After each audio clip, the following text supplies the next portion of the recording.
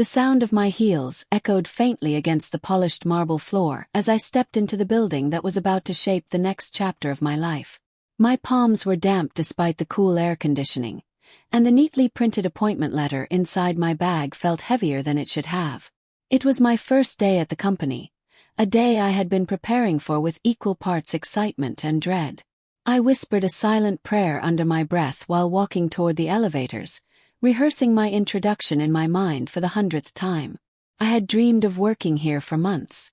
It was one of the most prestigious firms in the city, and somehow, out of so many applicants, they had chosen me. But alongside the pride was a constant knot in my stomach, because everyone whispered about one thing, or rather one person, who made this place both inspiring and intimidating: my new boss. She was known as a woman of steel. Mid-30s, strikingly attractive, always dressed in tailored suits that looked like they belonged on magazine covers. Her presence commanded respect in every meeting, and no one dared to speak out of turn when she entered a room. Her reputation for discipline and perfection was legendary, and the stories I'd overheard painted her as cold, distant, and nearly impossible to impress. And today I was going to be sitting across from her. When the elevator dinged on the top floor, I felt my heart skip a beat. The reception area was silent, spotless, with large windows overlooking the city skyline. A young assistant smiled politely and gestured toward the corner office, its glass door shut firmly as though protecting the world inside. "She's expecting you," the assistant whispered, almost as if afraid of being overheard. I nodded, my throat dry, and raised my hand to knock. The voice that responded from inside was calm but carried a weight of authority. "Come in." I pushed the door open, and there she was. She sat behind a sleek mahogany desk, her dark hair perfectly pinned back, eyes focused on the papers in front of her. When she finally looked up at me, her gaze was sharp, assessing, and I had the strange sensation that she could see right through me. My nervousness, my hopes, my fears. "You're the new hire," she said, her tone neither warm nor unkind, just professional. "Yes, ma'am. My name is Julia, right?" she interrupted, glancing at the file in front of her. "Take a seat." I obeyed quickly, folding my hands on my lap to stop them from trembling. She began listing my responsibilities in clipped, precise sentences. Every word carried purpose. There was no room for hesitation. I found myself nodding along, trying desperately to absorb everything, though my brain felt foggy from the pressure. At one point, I must have looked a little too lost because she paused, leaning back in her chair. "Are you following?" "Yes," I answered too quickly, and she raised an eyebrow, unconvinced.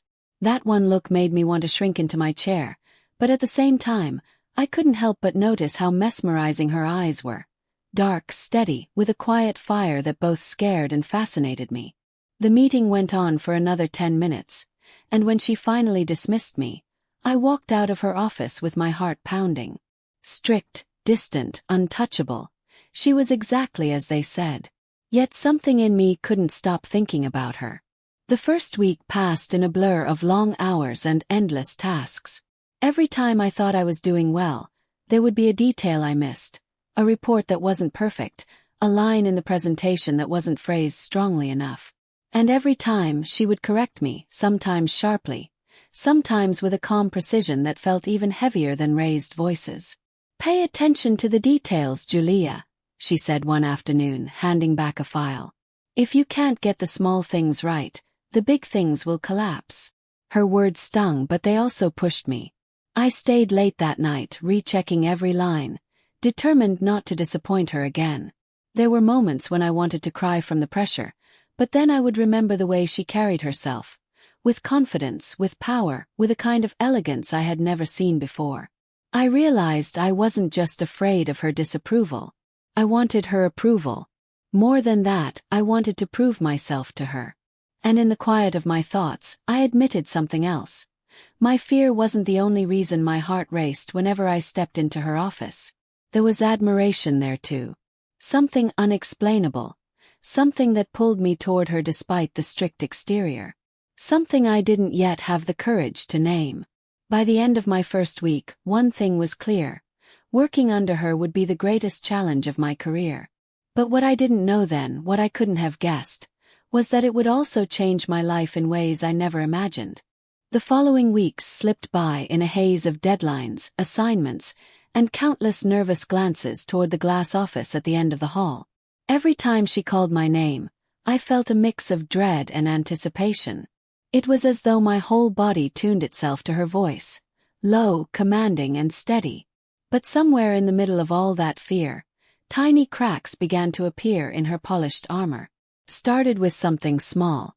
One evening, I was swamped with a stack of reports, my eyes burning from staring at the screen for too long.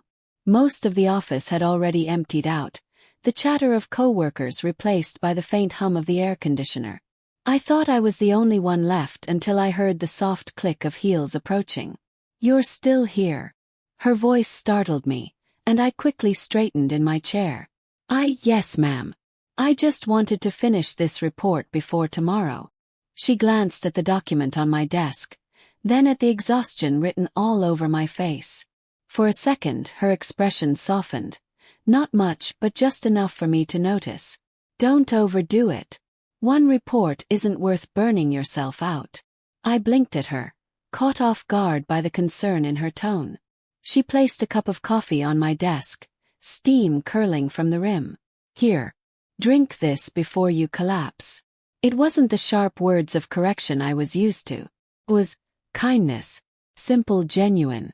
I managed a grateful smile, and she gave me a small nod before walking away, leaving me staring at the coffee as though it were some priceless gift.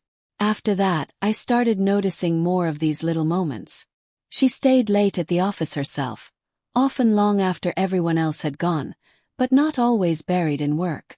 Once, through the glass wall, I caught her staring out at the city lights, a faint, almost wistful smile on her lips. It was the kind of smile no one would associate with her reputation. Lonely. Human. Another time, when I coughed during a meeting, she slid a bottle of water toward me without interrupting the discussion, her eyes briefly flicking to mine with something like worry. It was so subtle that no one else seemed to notice, but I did. And each of these small gestures chipped away at the cold image I had built of her in my mind. Still, the real turning point came on the day everything seemed to fall apart. We had been working on a high-profile project for weeks, and I was determined to prove myself. I poured every ounce of effort into it. Late nights, skipped meals, endless revisions. But during the final presentation, one critical error slipped through. A number in the financial projections was miscalculated, and though it wasn't catastrophic, it was enough to cast doubt on the accuracy of the entire report. The meeting ended in an uncomfortable silence, and afterward I fled to the copy room, my chest tight with shame. My hands shook as I gripped the edge of the counter, fighting back tears. I had worked so hard and yet I had failed. "Julia!" Her voice filled the room, low but firm. I froze, wishing I could disappear. I couldn't bear to face her disappointment. "I'm sorry," I blurted out before she could say anything. "I should have double-checked. I know it was careless. I'll fix it, I swear." "Hey!" That single word, spoken more gently than I'd ever heard from her, stopped me. I lifted my head, and she was standing closer than I expected. Her expression wasn't angry. It wasn't even cold. It was calm. "You're not the first person to make a mistake," she said, her tone measured. "And you won't be the last. What matters is how you learn from it." My throat tightened. "But I made you look bad." She shook her head slightly. "You're new. You're learning. If anyone here thinks less of me because of one number in a report, that says more about them than about you." The weight in my chest eased, though the tears I had been holding back slipped free, trailing down my cheeks. Embarrassed, I turned my face away, but then I felt it, her hand on my shoulder. It wasn't just a casual touch. It lingered, warm and steady, grounding me. When I finally dared to meet her eyes, I saw something there I hadn't seen before. Understanding. "Don't cry," she said softly. "You're doing better than you think." For a moment, the office, the mistakes, the pressure, all of it faded away. All that existed was the intensity of her gaze and the comfort of her hand resting gently on me. My heart raced, not from fear this time but from something else. Something I couldn't quite define yet. I managed to nod, whispering, "Thank you." She gave me the faintest smile, so brief I might have imagined it, before pulling her hand back and straightening her posture. In a blink she was my boss again, collected and composed. "Now take a break. Go home. Come back tomorrow with a clear head." And just like that she left. But the echo of her touch stayed with me long after. That night, lying awake in bed, I replayed the moment over and over in my mind. The way her eyes had softened, the warmth of her hand on my shoulder, the quiet comfort in her voice. I realized I was no longer just admiring her as a role model, or seeking her approval as an employee. Something deeper had taken root, something that scared me and thrilled me all at once. It wasn't just admiration anymore. It was attraction. And though I tried to push the thought away, to bury it under professionalism and logic, I couldn't stop the truth from unfolding inside me. I was falling for my boss. The office was unusually quiet that night. The usual buzz of phones, chatter of colleagues, and clatter of keyboards had long since faded into silence. Only the soft hum of the air conditioner remained, mixed with the faint tapping of my own fingers against the keys. I should have gone home hours ago, but the project deadline loomed, and I couldn't afford another mistake. So I stayed, shoulders aching, eyes burning, trying to polish every line of the presentation until it shone. I thought I was alone until I heard the familiar click of her heels. "You're still here," she said, her voice carrying that blend of surprise and something gentler I'd begun to notice more often. I looked up startled, and there she was, my boss, standing in the doorway of my cubicle with a folder in hand. Her jacket was off, sleeves rolled neatly to her elbows, hair slightly looser than usual, as though even she had grown weary of the long day. "I could say the same for you," I replied, trying to sound casual, though my heart thumped harder than it should have. She stepped inside and placed the folder on my desk. "This can't wait until tomorrow. I thought I'd find you here." For a while, we worked side by side in silence, the glow of the monitors casting soft shadows across her face. I kept stealing glances at her, fascinated by the way her brow furrowed in concentration, the way her fingers moved with precision over the documents. She was beautiful in a way that wasn't just surface deep, beautiful in her intensity, her quiet determination. After what felt like an hour, she leaned back in her chair and sighed, rubbing her temples. "You know," she said suddenly, her voice softer, "I sometimes wonder why I put myself through this." I glanced at her, curious. "Through what?" "All of it." She gestured vaguely at the office around us. "The long hours. The pressure. The endless cycle of work. Some days it feels like this job is all I have." The confession caught me off guard. She always seemed so composed, so untouchable, but in that moment, her words carried a quiet loneliness. "Don't you have anyone waiting for you at home?" I asked carefully, not wanting to overstep but unable to stop myself. She gave a small, humorless laugh. "No. I've been too busy building this career to think about building anything else. By the time I look up, the day is over, and I'm alone in an empty apartment." Her honesty tugged at something deep inside me. I wanted to say something comforting, but instead I found myself admitting more than I intended. "I guess I know that feeling. Maybe not in the same way, but I've always been afraid I won't be enough. Not smart enough, not strong enough. Like I'll never be what people expect me to be." She turned to look at me, her eyes holding mine with quiet intensity. "Who told you that?" I swallowed. "No one had to. I just feel it." Her gaze softened, and for a long moment she didn't speak. The silence stretched, filled with an unspoken understanding that made my chest ache. Then she leaned slightly closer, lowering her voice as though confiding a secret. "Don't let anyone, including yourself, decide your worth. You're doing better than you think." The sincerity in her words nearly undid me. I nodded, unable to trust my voice, afraid she'd hear the emotions swelling inside me. We went back to work, but something had shifted. The air between us carried a warmth, a closeness that hadn't been there before. Every small movement felt amplified. The brush of her sleeve as she leaned across my desk, the faint scent of her perfume lingering in the air. And then it happened. I reached out for the folder at the same time she did, and our hands brushed. Just a fleeting contact, skin against skin, but the jolt that ran through me was undeniable. I froze, breath catching in my throat, and when I looked up, I found her already watching me. Her eyes locked with mine, dark and searching, and the silence between us thickened. My heart pounded so loudly I was sure she could hear it. Neither of us moved at first, as though suspended in a moment that had been waiting to happen. I could see the faint parting of her lips, the subtle rise and fall of her chest, the flicker of something vulnerable in her expression. And in that suspended breath I knew, she felt it too.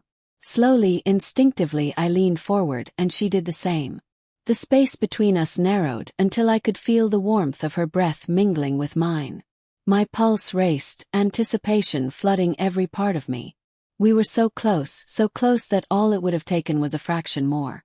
But then the shrill buzz of her phone shattered the silence. She pulled back quickly, clearing her throat as though nothing had happened, though her eyes betrayed the storm inside. "I should take this," she muttered, reaching for the phone. I sat frozen, heart still racing, lips tingling from the kiss that almost was. She spoke into the phone, her tone all business again, but I could see the faint flush in her cheeks, the way her fingers trembled just slightly as she held the device. And I knew, whatever had just passed between us, it was real. When she hung up, she avoided my gaze, gathering the folders briskly. "We'll finish this tomorrow." Her voice was steady, but not entirely. There was a crack in the calm, a hint of something unspoken. I nodded, unable to form words, my thoughts spinning. As she walked away, the echo of her footsteps lingered in the empty office, but the moment we had shared lingered even louder in my chest.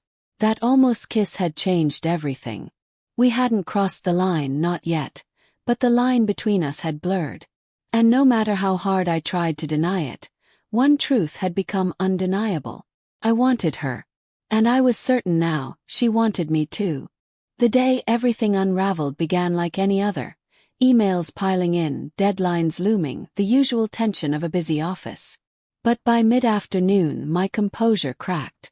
A report I had worked tirelessly on was rejected by the client, and although the mistake wasn't entirely mine, the responsibility still fell heavily on my shoulders. I tried to hold myself together, but the weight of disappointment, exhaustion, and pressure built until I couldn't breathe. I slipped into my office, shut the door and sank into my chair, pressing my palms against my eyes as hot tears escaped. I didn't hear her footsteps at first. It was the sound of the door clicking shut behind her that made me look up, startled, wiping at my face in a useless attempt to hide the evidence. She stood there, her expression unreadable, but her gaze fixed firmly on me. For a long, breathless moment she didn't speak. Then, slowly, she crossed the room and closed the door firmly behind her, shutting out the world. "Julia," she said softly. "Look at me." I shook my head, embarrassed, my voice breaking. "I'm sorry, I can't. I didn't mean to fall apart like this. I know I should be stronger, but everything keeps going wrong, and I don't know if I'm enough for this job or for you." My words tumbled out in a flood, but before I could finish, she knelt slightly, leveling her gaze with mine. Her hand reached up, hesitant at first, then certain, gently brushing the tears from my cheek with her thumb. The warmth of her touch stilled my trembling. "Stop," she whispered. "Don't say that. Don't ever think you're not enough." Her eyes, usually sharp and professional, were soft now, filled with something that made my chest ache. I wanted to look away, but I couldn't. She held me there, anchored by her touch, by her presence. "You mean more to me than you realize," she continued, her voice trembling just slightly, as though she was confessing something she had kept locked away. "You've changed the way I look forward to my days. Do you understand that? I wait to see your face in the mornings. I notice when you're hurting. Here. More than I should." My breath caught. The room seemed to shrink around us, pulling us closer together. "You care." I whispered, almost afraid I had imagined it. She gave a small, almost helpless laugh. Of course I care. Maybe too much. That's why seeing you like this, it hurts me. Her thumb lingered on my cheek, tracing a path where tears had fallen. I leaned instinctively into her touch, my heart pounding. Every barrier I had tried to build between us crumbled in that moment. And then, slowly, as if afraid of breaking the fragile spell between us, she leaned closer. Her eyes flickered to my lips, then back to my eyes, silently asking a question I had already answered in my heart. I didn't move away. The first brush of her lips against mine was so soft, so tentative, it felt like a secret whispered into the air. My breath hitched as every nerve in my body lit up, and I closed my eyes, surrendering to the warmth, the sweetness, the overwhelming tenderness of it. Her lips lingered, trembling against mine, before pressing more firmly, as if she couldn't hold back any longer. My hand, almost without thought, reached up to her wrist, holding her there, needing to feel her, needing to keep this moment from slipping away. When she finally pulled back, it was only far enough to search my face, her eyes wide, uncertain. "I shouldn't have done that," she whispered, though her voice carried no conviction. I shook my head quickly, breathless. "Don't say that. Please don't." And then I kissed her, this time with all the longing I had held back for weeks. The kiss deepened, slow at first, then urgent, her hand sliding to the back of my neck, pulling me closer. I melted into her, the world beyond those walls ceasing to exist. Her lips were warm, soft, moving against mine with a mix of passion and restraint, as though she was both terrified and desperate at once. Each kiss was an unspoken confession, every press of her mouth against mine a declaration of what we had been denying. When we finally parted, gasping for breath, I rested my forehead against hers, trembling.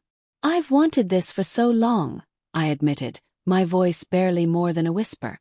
Her fingers tangled gently in my hair, her touch tender, almost reverent. "So have I," she confessed, eyes glistening. "But I was afraid of ruining everything, of hurting you, of crossing a line I couldn't uncross. But right now, I can't pretend anymore." Her words broke something inside me, replaced by a flood of relief and longing. I leaned in again, capturing her lips in another kiss, slower this time, savoring every second. Her hands cupped my face as if I were something fragile, something precious. We kissed again and again, each one different. Gentle, lingering kisses that spoke of care. Deeper, hungrier kisses that spoke of desire. Soft, almost hesitant kisses that spoke of fear and wonder at what we were stepping into. At one point, she pulled back just enough to whisper against my lips. "You're trembling." "So are you," I whispered back, and she smiled. An unguarded, vulnerable smile I had never seen from her before. That smile undid me completely. I pulled her close again, our lips meeting in a kiss that was both passionate and tender, our breaths mingling, our hearts racing in sync.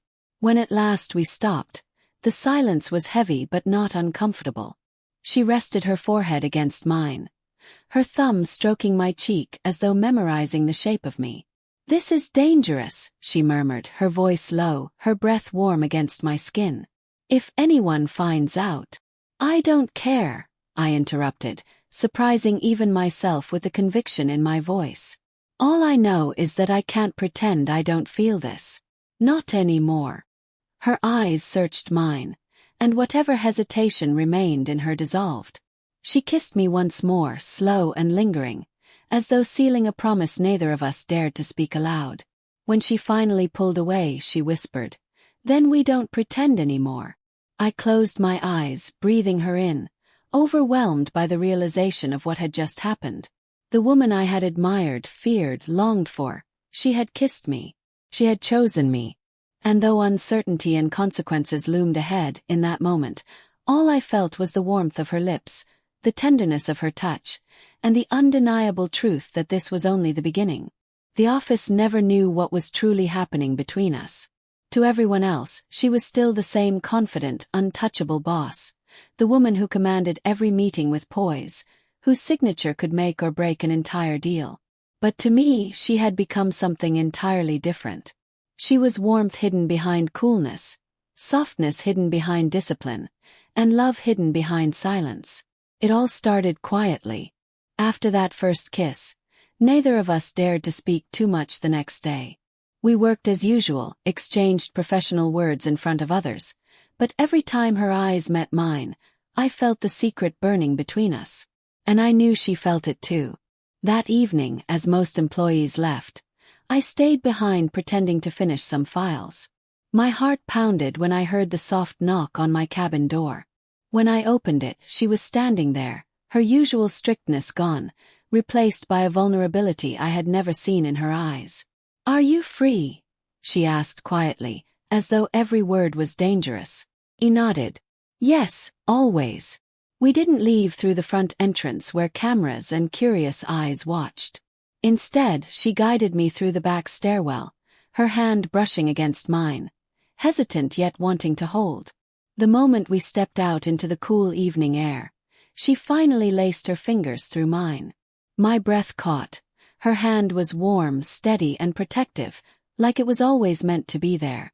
We walked together down the quiet street, her grip firm but secretive, and stopped at a small coffee shop far from the office. Sitting across from her felt surreal. This was no longer my intimidating boss, but a woman who looked at me with softness, with affection, as though I was the only person in the world who mattered. "I don't usually do this," she admitted, her voice low, eyes fixed on the steam rising from her coffee. "I've built my life on rules, on boundaries. But with you, everything feels different. I feel alive again." Her words filled my chest with warmth. I smiled, unable to hide how much they meant to me. "You make me feel safe," I confessed. "Like I belong somewhere, finally. Like I'm seen." Her hand reached across the table and covered mine. The cafe was quiet, no one paid attention, yet it still felt like a secret too beautiful to expose. I wanted to freeze that moment. The glow of the lights above us, the taste of coffee between words, and the way her thumb gently stroked my skin. Later that night she offered me a ride home. Inside her car, the world outside blurred into insignificance.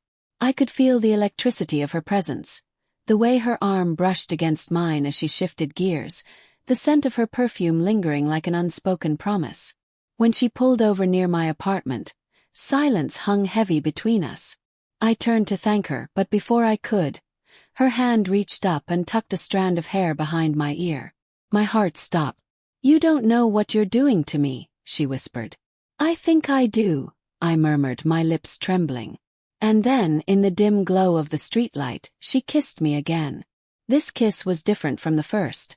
It was deeper, more certain, filled with longing that had been suppressed for far too long.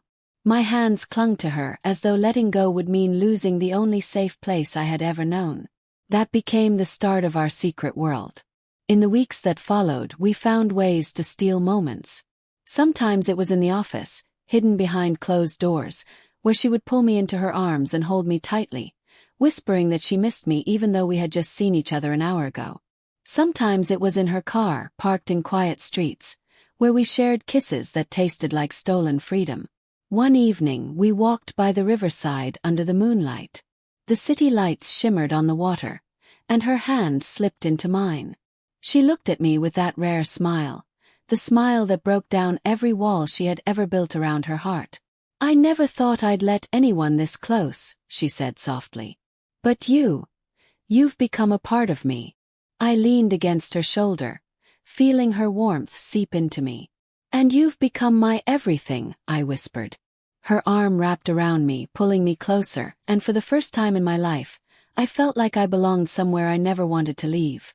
Every kiss we shared after that wasn't just passion, it was care. She kissed me like I was fragile, like I was precious, like my heart was something she vowed to protect. And every time my lips touched hers, I poured into her all the gratitude, all the love, all the devotion I couldn't put into words. No one else knew. No one else needed to know. What we had was ours, our secret, our love, our safe place. And in those secret meetings, hidden touches and endless kisses, I discovered what love truly felt like. Tender, powerful, and utterly undeniable. Started with whispers. At first, I thought I was imagining it. The way a few colleagues lingered outside my cabin, their hushed voices breaking into awkward silence whenever I passed by. But then I began noticing the looks. Quick glances, half smirks, the kind that carried meaning without words. And suddenly, the office that once felt like a second home became a cage of suspicion. Rumors. I didn't know how they started, but I knew what they were about. About her. About us. I could see the tension building in her too. My boss, the woman who once held my hand so tightly in secret, now kept her distance in public. Meetings became colder. Her eyes no longer lingered on mine. Every time I tried to approach her, she turned the conversation strictly professional. One evening, unable to take it anymore, I walked into her office and closed the door behind me. She was sitting at her desk, papers scattered before her, but I knew she hadn't been reading them. Her face was pale, her lips pressed into a thin line. "We need to talk," I said softly, my voice trembling. She didn't look up right away. When she finally did, her eyes were filled with something I had never seen before. Fear. "People are talking," she whispered. "Do you understand what that means for me? For us?" I felt my chest tighten. "So what? Let them talk. What we have is real. Isn't that worth fighting for?" Her hands clenched into fists. "You don't understand. If this comes out, I don't just lose my reputation. I lose everything I've built. My position, my respect, my career. And you could lose your job. Your future. Do you really want to risk that?" Tears burned at the back of my eyes. "What I want is you. None of this matters if I don't have you." For a moment, silence hung between us. Her eyes softened, but only for a second before she shook her head. I can't do this right now." The words cut deeper than any knife. My heart shattered as I watched her stand up and turn away, as though putting distance between us physically would make the decision easier. "Are you saying we should end this?" My voice cracked. She didn't answer. She just whispered, "Maybe it's for the best," and then walked past me, leaving me standing in the middle of her office, broken. The days that followed were unbearable. I avoided looking at her in meetings, but my heart betrayed me every time it ached at the sight of her. Nights became long, sleepless stretches filled with memories of her touch, her kisses, her smile. My body missed her warmth, my soul missed her care. And the absence of her presence became louder than any rumor ever could. I was lost without her. And though I tried to hide my pain, deep down I knew one truth.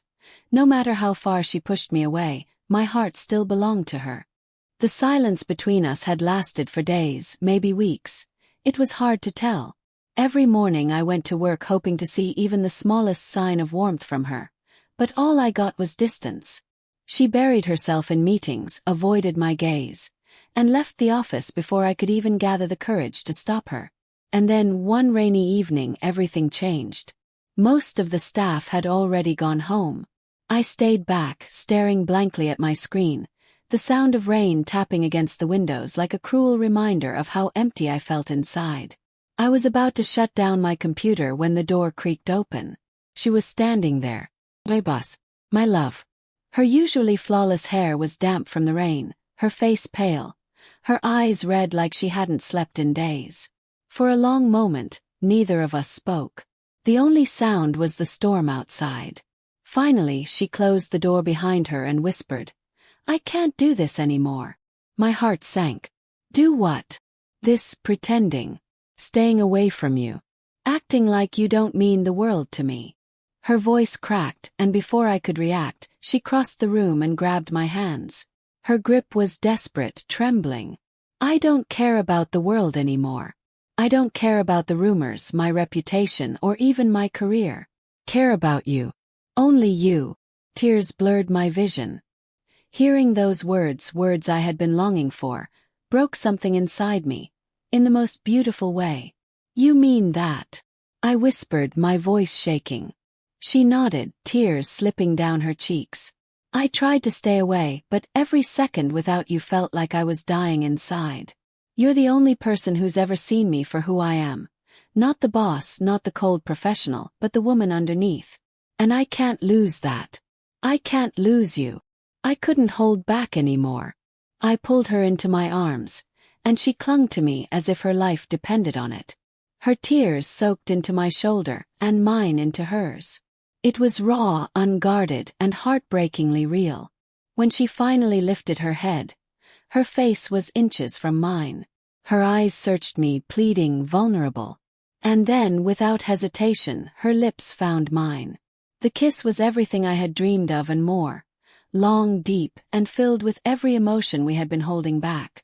Her mouth moved against mine with urgency, with passion, with love that had been caged for too long. My fingers tangled in her damp hair as I pressed myself closer, desperate to never let go again. Between kisses, she whispered against my lips, "I love you." The words sent a shiver through my entire body. I pulled back just enough to look into her tear-streaked face, my own heart ready to burst. "I love you too," I confessed, my voice breaking. "I've loved you from the moment I first stepped into your office. I was just too afraid to say it." She kissed me again, harder this time, as though sealing our confessions with something stronger than words. And in that moment, surrounded by rain and silence, I knew we had finally crossed the line from secret longing to undeniable love. Life didn't magically become easier after our confessions. The whispers in the office didn't stop, and the fear of being discovered never completely vanished. But something inside me had changed. I wasn't afraid anymore. Neither was she.